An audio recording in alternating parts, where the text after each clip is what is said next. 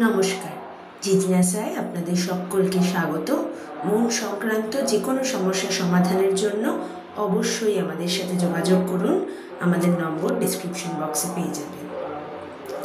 আজকে রবীন্দ্রনাথ ঠাকুরের রাজা নাটকের একটি মূল ভাবনা নিয়ে একটু আলোচনা করব।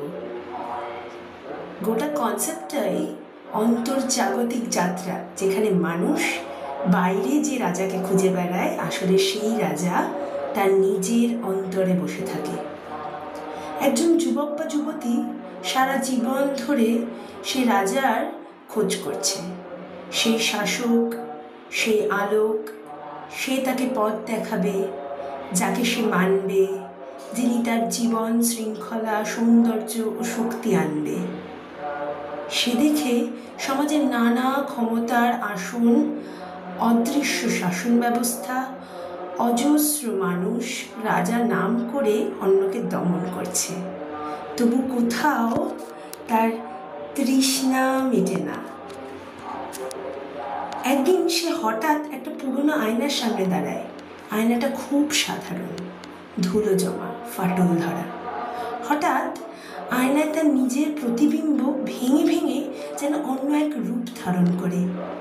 সেই প্রতিবিম্ব যেন বলে, যে রাজাকে খুঁজছো বাইরে, তিনি লুকিয়ে আছেন তোমার ভেতরে। ভয়কে জয় করো, ভ্রান্তিকে ছিঁড়ে ফেলো, তখনই তুমি রাজাকে চিনবে। তারপর থেকে সেই যুবক যুবতীর ভিতরে শুরু হয় সংগ্রাম। বাইরের লোভ, ভয়, আকাঙ্ক্ষা, বন্ধন, সব কিছুর সঙ্গে এক যুদ্ধে নামতে হয় তাকে।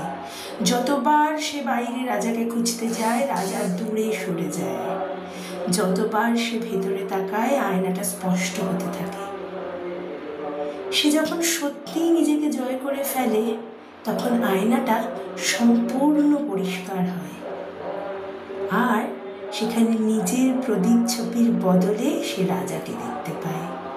ধীরে ধীরে প্রতিচ্ছবির চোখ তার চোখের সঙ্গে মিলে যায়, আর তখনই বুঝতে পারে রাজা বাইরের কেউ নন, বরং নিজের গভীরের সত্তা।